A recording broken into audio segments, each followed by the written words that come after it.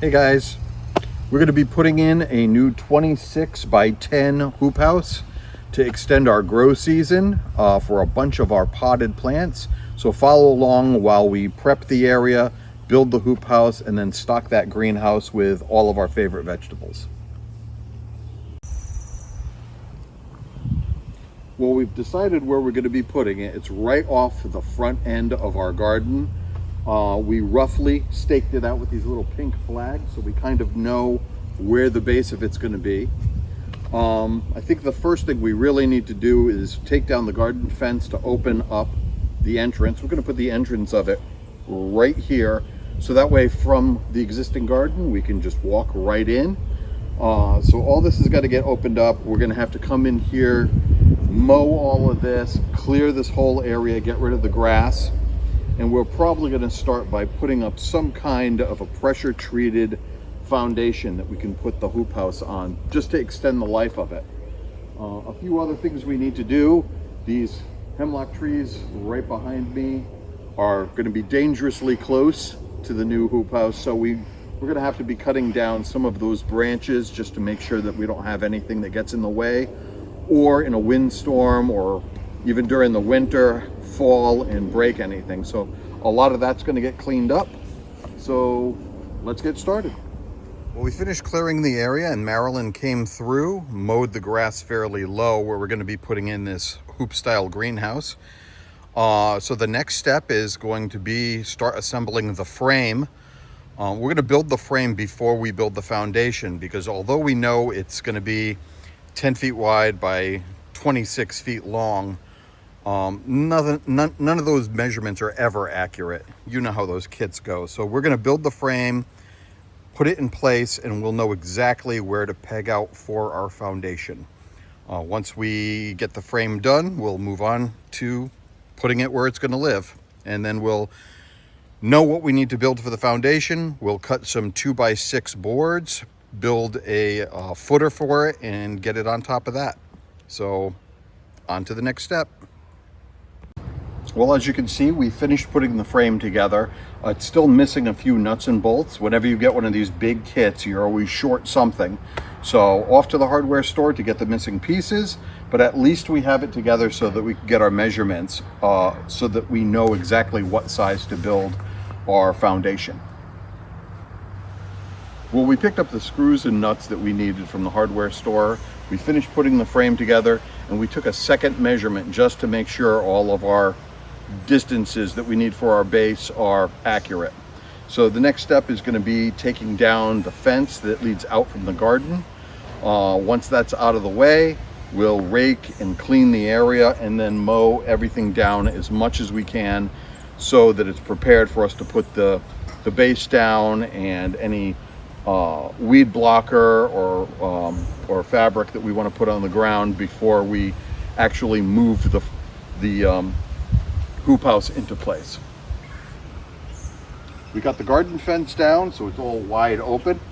We raked and cleaned up this area the best we could, flattened everything, mowed it all down, and now it's time to take some reclaimed lumber and make our base or foundation for our hoop house. Well, now that we have our accurate measurements, it's time for us to start going through some of our piles of scrap lumber to make our pressure treated base for this. Now, we have a couple friends, shout out to Brad and Pam, who recently took a deck down and they were just gonna throw the wood away. They told us if we would come pick it up, we could have it. So we've been going back and forth, picking up wood and making piles. There's a little bit of it behind me here. And we're gonna be using that to piece together the base for our greenhouse. So we know that we need our 26 by 10 by 26 by 10 rectangle, and what we're going to do is take 2x6 boards and we're going to laminate them together so we will have a 4x6 base to put our greenhouse on. We finished the base frame, so that is now underneath the hoop house. We put down some landscaping fabric before we put the base frame in so that we would have that separation from the dirt, but we've got it around the two sides, in the back all the way around here. And we haven't done the front yet because we've got some ideas on some things we want to do there. But in the meantime, now that that base frame is down, Steve is using conduit clamps to attach the hoop house frame to the 2x6 base. So that's going to help hold that in place. And we've got to probably add some more landscaping fabric here in the middle. And then we're thinking for this end of taking some 4x4 posts, putting them on each side of the door, taking out this middle frame piece. That will allow us to attach the door sides here to the door posts, to that 4x4. And it'll also give us something to attach our garden fence from the 4x4 at the corner of the other greenhouse over to here, and then the same on this end. We've got a 4x4 post over there by the driveway, and that would give us another one over here to attach that side piece of fence to. And we'll make a base to go from the corner over to those 4x4s. So I think that's going to be our next step. We're getting ready to finish up here for the day. We had a few sprinkles and it's getting late, so we're going to finish up. Say see you tomorrow, Steve. And we'll see you tomorrow. Well, as you can see, we kind of put the cover on so I would know where to put the 4x4 posts. They're sitting outside of the greenhouse, and I wanted to make sure it didn't interfere with the door that's on it now. Ultimately, we're probably going to change the door out to, instead of being an unzip roll-up kind of door, it'll be either a barn-style door or a swinging double door. But this post that we put in here allows me something to attach our garden fence to, so we can still keep deer and rabbits and other critters out of the garden. We finished putting in the base piece, and I attached the frame to that, so everything is almost done. We still need to fill the inside with landscaping tarp. I've still got to cut this pipe here, this trip hazard that we have at the bottom, the entranceway to the greenhouse. This kit was designed to sit on the ground, but to extend the life of it, we put it on a base. It also gave us about 6 more inches of height to the top, and it'll make it last a little bit longer.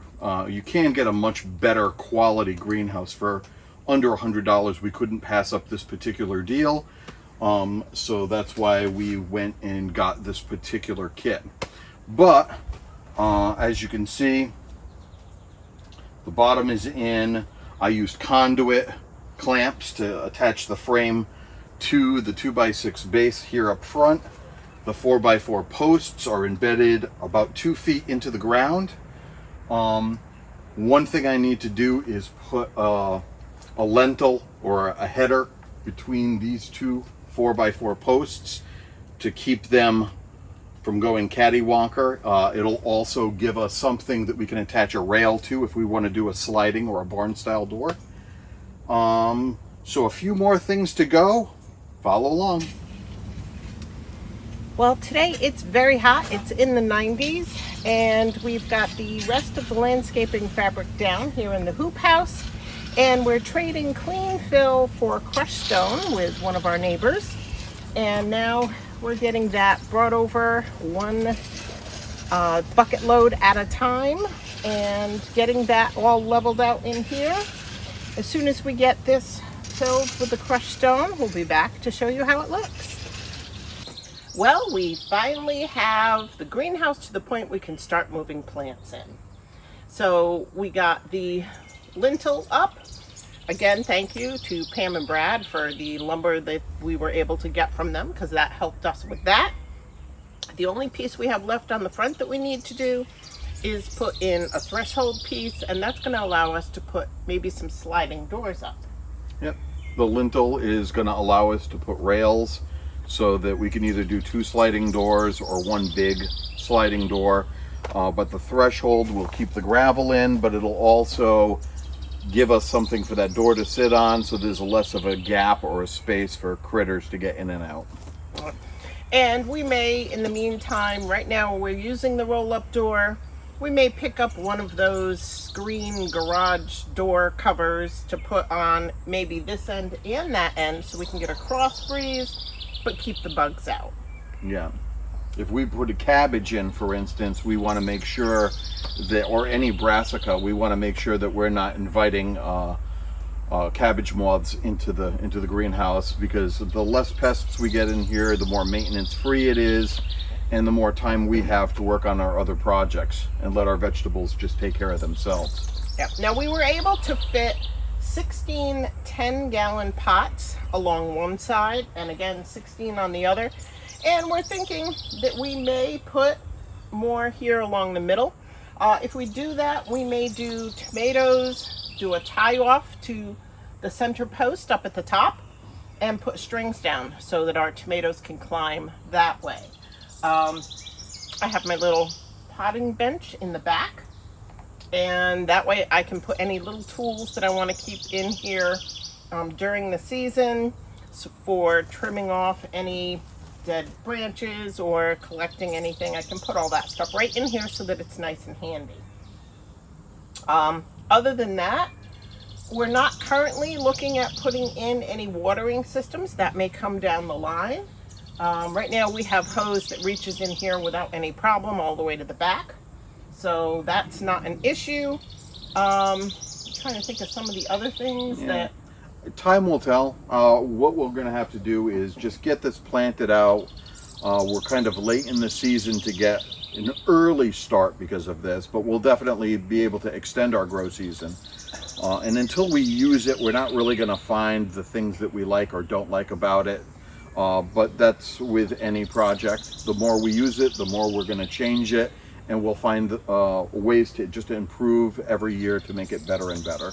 Yep, and that's always our goal. Now, we normally wouldn't be looking at buying a kit greenhouse, but the deal we got on this was awesome, and I have to say, it definitely met our expectations. It's going to help us this year extend our garden season. Next year, maybe give us an early start.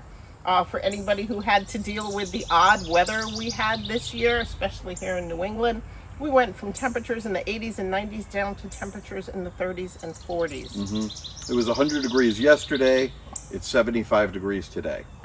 Yep. So having some place where we can put our plants, where we don't have to worry about those unexpected frosts in the spring or the early frost in the fall, is going to help us with that.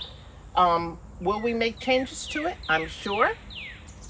You can follow along. If you have something similar to this and you found things that work great for you, we'd love to hear your comments. If you have questions about anything in the process, please make sure you ask us again in the comments. We're kind of, I won't say new to using a hoop house. We've had them before. Years and years and years ago. Our old hoop house is currently where we store our firewood for the year. We store a lot of firewood. It's how we heat the house. It's how we cook in the winter.